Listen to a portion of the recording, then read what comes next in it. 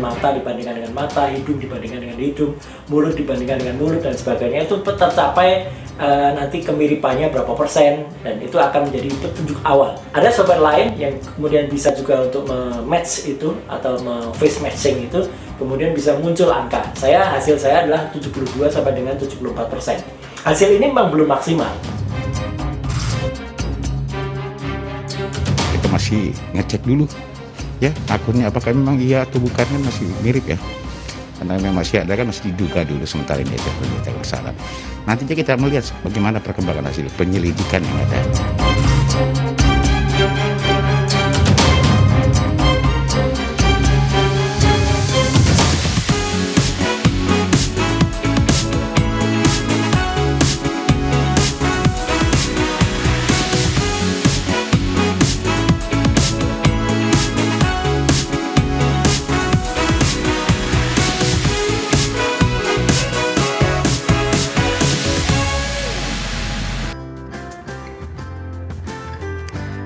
Halo, selamat malam pemirsa, semoga sehat selalu selama 1 jam. Saya Tommy Cokro akan menemani Anda dengan perbincangan hangat dalam pekan ini dalam Prime Show. Nah, dalam sepekan terakhir, jagat maya kembali dihebohkan dengan video syur yang mirip dengan sejumlah pesohor.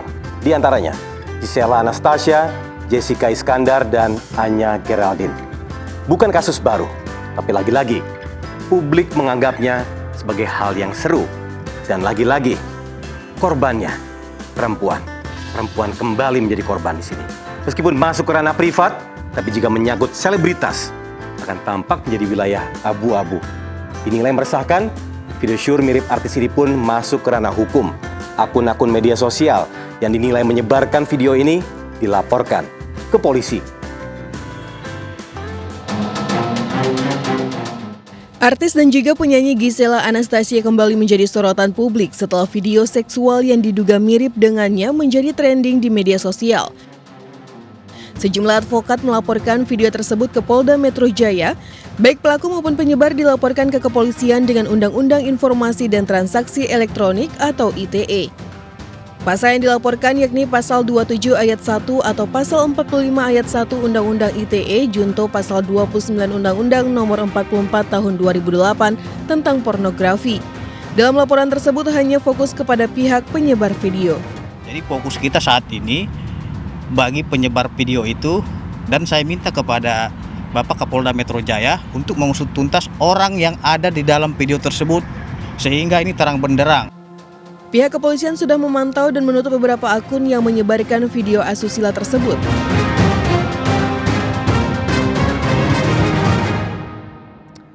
Ya, nah kita coba lihat sekarang, polisi sudah melakukan gelar perkara dan sudah ada reporter iNews yaitu Bunga Ayu di sana. Bunga, langsung saja bagaimana perkembangan terkini di pemeriksaan di sana?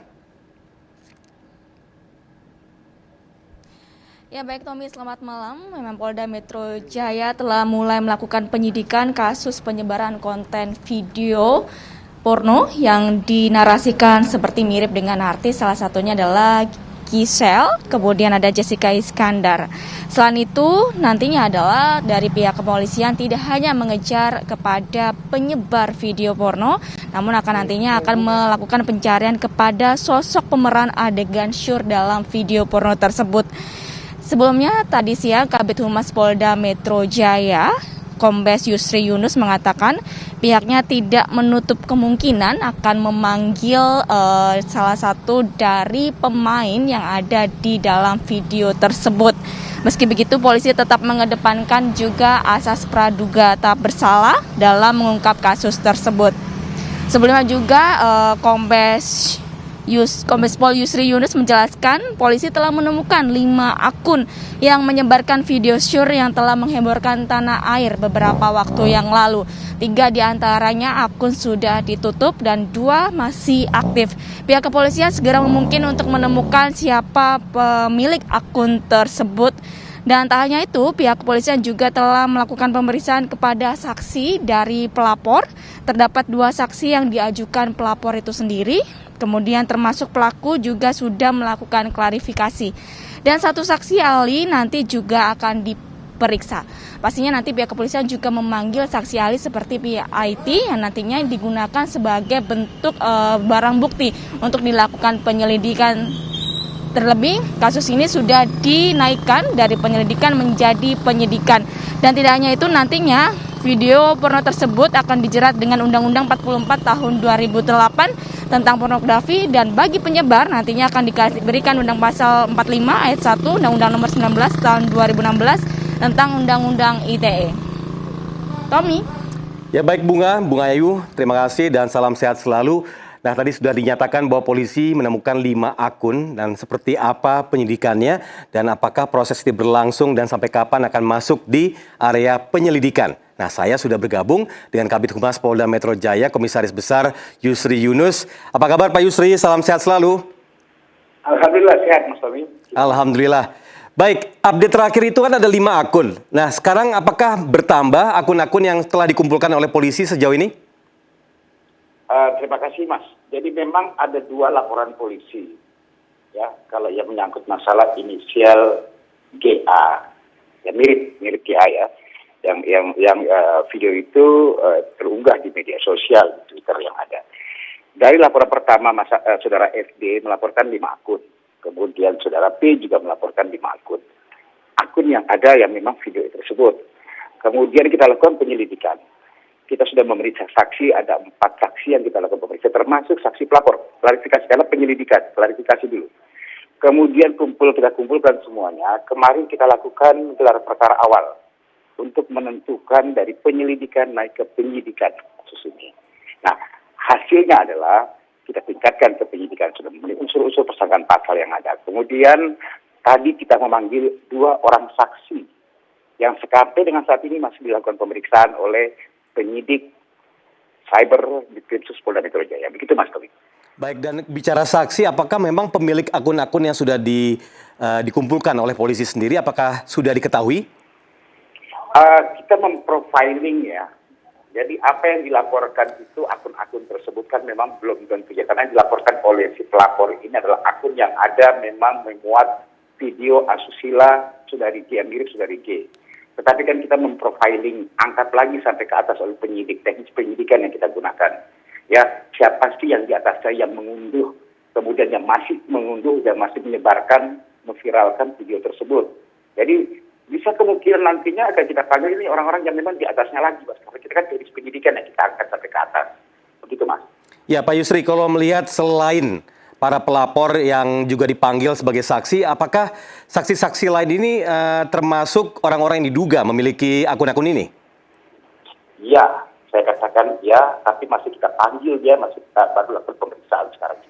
Begitu, Mas. Oke, dan berapa lama proses seperti ini berlangsung, terutama dengan dibantu oleh tim cyber? Kita kan masih memeriksa, Mas, ya. Belum tentu kita bilang berapa lama juga dia bisa menjawab secepatnya untuk kita jadi bahan. Karena kan ini udah masuk penyidikan, Mas. Kita BAP mereka, Mas. Makanya kita tunggu nanti seperti apa hasilnya, nanti akan kita sampaikan. Nah, jika sudah akan memasuki penyidikan, tadi berdasarkan perlaporan dari reporter kami bahwa ada kemungkinan pemanggilan orang-orang yang ada dalam video tersebut. Apakah betul? Ya, nantinya kan mengarah ke sana, Mas. Kita tetap menyelidiki siapa sih yang ada dalam video tersebut, ya. Nanti ya, itu masih kita selidiki semuanya dengan teknis juga kepolisian yang kita miliki. Untuk bisa nanti kan ada di pasal 4 yaitu pasal 29, pasal 8 yaitu pasal 34 Undang-Undang Nomor 44 tahun 2008 tentang pornografi. Nanti akan mengarah ke sana. Kita akan coba nanti memprofiling mereka juga, akan kita panggil untuk kita lakukan pendalaman terhadap kita. Apakah memenuhi unsur tersangkaannya? Baik, Pak Yusri, kalau selain praduga tak bersalah, apakah ada kemungkinan juga polisi memeriksa kemungkinan upaya-upaya hackers, karena ini merupakan video pribadi tentunya yang disebarluaskan oleh oknum? Kita kan semua teknis itu kan kita lakukan, Mas Tommy. Ya, apakah memang si pembuat ini yang di dalam video tersebut kemudian dia membuat memang untuk menyebarkan atau dia dengan keuntungan atau segala, kan ada dalam aturan unsur-unsur pasal di undang-undang pornografi di situ. Nanti kita melihat bagaimana hasil pemeriksaan daripada penyidik pada saat nanti kalau memang sudah bisa kita ketahui siapa yang di dalam video tersebut, kemudian kita panggil yang bersangkutan. Baik, Pak Yusri, tolong ditahan dulu. Saya akan juga memanggil salah satu narasumber kami yang telah bergabung juga, yaitu peneliti dan akademisi hukum pidana, yaitu Miko Ginting. Selamat malam, Mas Miko.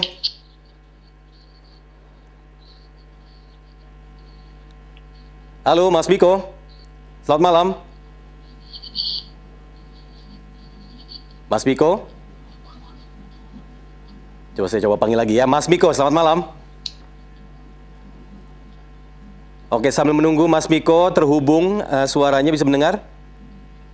Kita kembali ke Kombes. Baik, Pak Yusri, besok apa langkah yang akan dilakukan oleh polisi? Kita kan masih memeriksa ya. Mudah-mudahan ada hasilnya malam ini. Apakah memang saksi-saksi ini nanti seperti apa ke depannya? Nanti akan kita dapat. Kemudian nanti akan kita juga memanggil saksi ahli IT itu bisa menentukan cuma saksi ahli yang lain nantinya yang memang sudah disusun sesuai dengan rencana tidak lanjut oleh penyidik Cyber Krimsus Polda Metro Jaya. Begitu, Mas. Ya Pak Yusri, kalau kita melihat ke belakang dengan beberapa kasus yang juga serupa terjadi di Indonesia, apa sebenarnya modus-modus yang selalu diperhatikan oleh polisi melihat kasus seperti ini?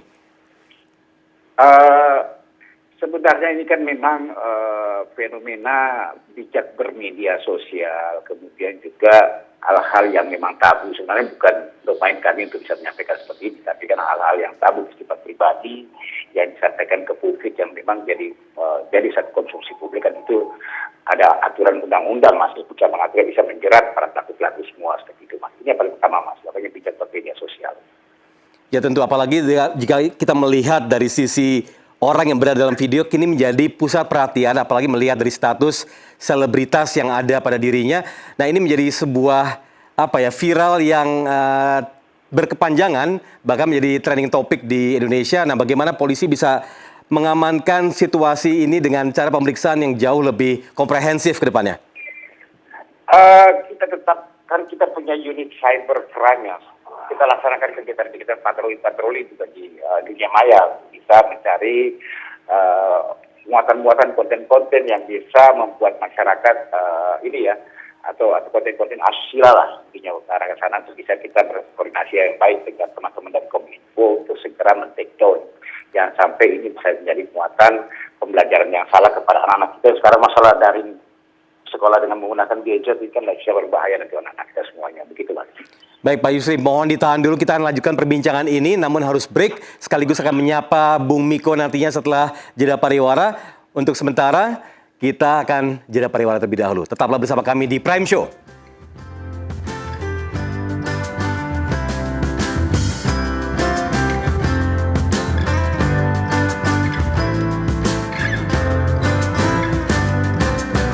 Video asusila selebritis bukan hal baru. Sejumlah selebritas pernah berurusan dengan kepolisian dan terjerat hukum.